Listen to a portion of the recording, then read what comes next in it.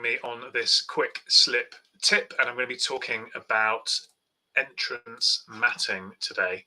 Why am I doing these tips first? I'm just checking that actually it's working and I am actually going live, in case I'm just talking to nobody here. Yes, it looks as if I am going live, which is good.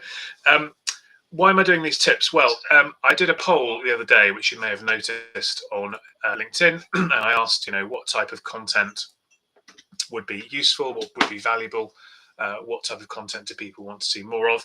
And one of the things that people wanted was actionable tips. So I've set myself a challenge to do more of these little live sessions where I talk about exactly that and give you some actionable things to go away and think about. So matting then, why matting? Well, matting is the first line of defense that you've got in most buildings when it comes to slip and fall accidents. So if you can get your matting right, then you're alleviating a lot of risk in many buildings. Think of offices, shopping centres, train stations, any type of building really. People are coming in from outside on a wet day. You've got that entrance matting there, and that's your first line of defence. What is the matting designed to do? Well, it's designed to remove the contamination from your feet, one. And second, it's designed to dry your feet before your feet touch the floor. Okay, that's why matting exists. What are some of the factors to consider then to ensure that we achieve those objectives? The first thing is the size of the matting. Now, I'm going to share something here quickly, which is, where are we?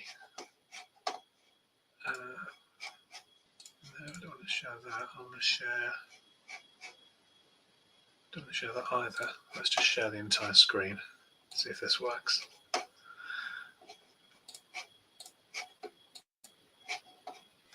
So hopefully this is showing up.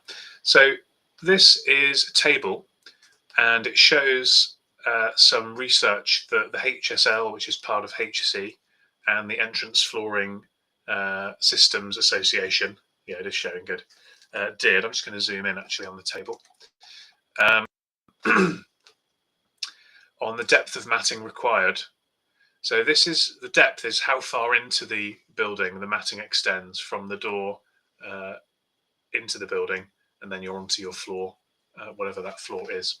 And as you'll see here, if you've got a peak traffic per hour of 78 people, then the recommendation is you should have 3 to 4 meters of matting, 3 to 4 meters depth of matting. Whereas if you've got high footfall, peak traffic flow of 800 people per hour, you should have 8 to 10 meters of matting. Now, I don't know about you, but when I walk around and I look at entrance matting in buildings, I very, very, very, very rarely see anywhere near 8 to 10 meters of matting. More often than not, you see, 50 centimeters, 1 meter, something like that. So straight away, if you don't have this depth of matting, that should be considered a red flag. So here's a slip tip for you. Measure your matting.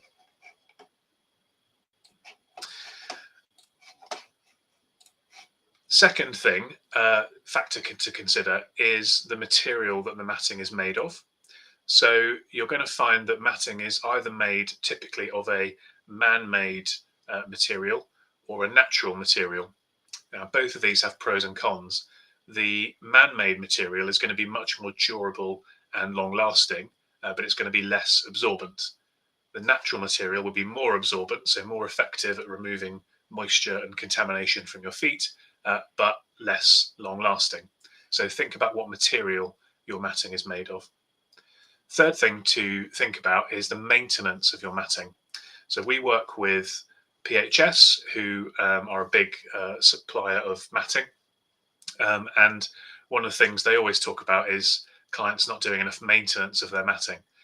So just like, you need to clean your face, just like you need to clean your floors, just like you need to maintain your car with an MOT, you need to maintain your matting as well, so that it performs effectively over the long term. And then the last thing to think about is temporary mats. So I'm just going to share again here quickly.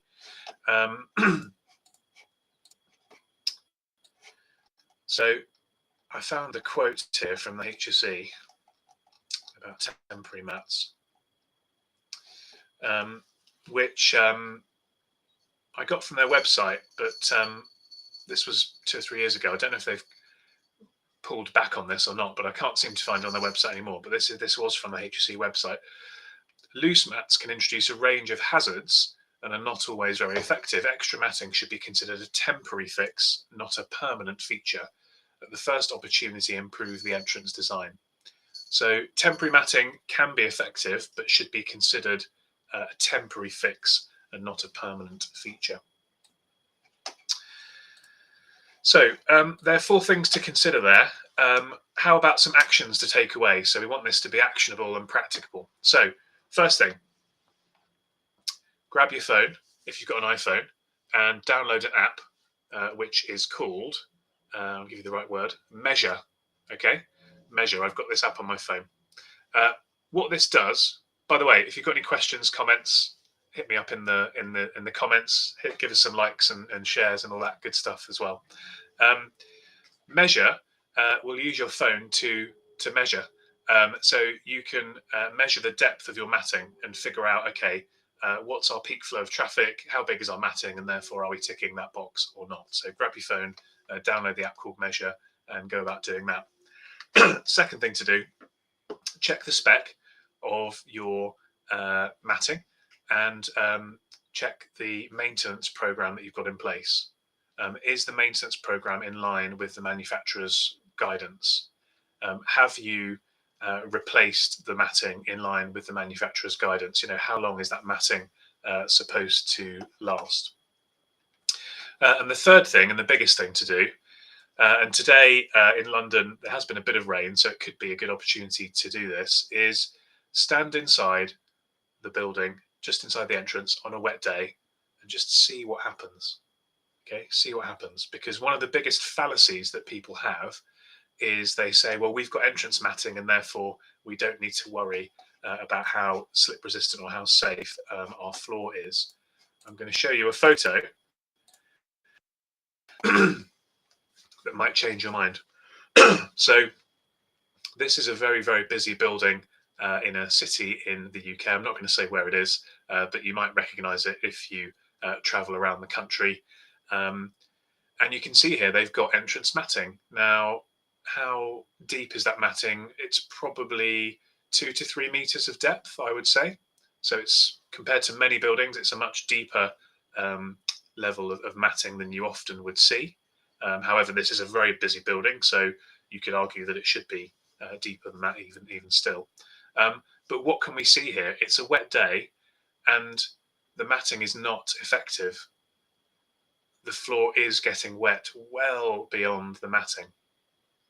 Well beyond the matting. So to say, oh, we've got entrance matting and therefore our reception floor is dry, in this case is simply not true. And in your case, it may not be true either. So stand inside on a wet day and just think and look, is the floor getting wet or contaminated beyond the matting or not? If it's not, then that's great, the matting's working. Then you should just keep on top of the maintenance program and so on and so forth. If it is, the matting isn't working for you, then you need to think about the next steps to that, which would be, have you looked at the maintenance? Does the matting need to be refreshed or maintained better? Or should you be thinking about the floor beyond the matting and how safe the floor is? So here's what I would do. Get your Measure app, check your spec, stand inside on a wet day, check your spec on your maintenance, sorry, stand inside on a wet day, see if the floor beyond the matting is getting wet. If it is, then my strong recommendation would be to reach out, drop me a line, send me an email, DM on here or whatever it is, and book in a slip test, because if your floor is getting wet beyond the matting, you need to know if the floor is safe or not. And then depending on the results of that, my team can give you some recommendations on remedial actions you can take to address that potential issue.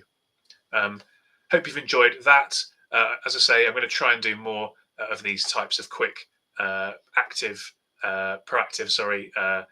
actionable slip tips coming up. I think I'm going to do some around cleaning, and I'm considering the name Floors for Thought when it comes to that as well. But yeah, matting's a big thing. Most buildings don't have matting right, but there's an assumption that they do. So test that assumption.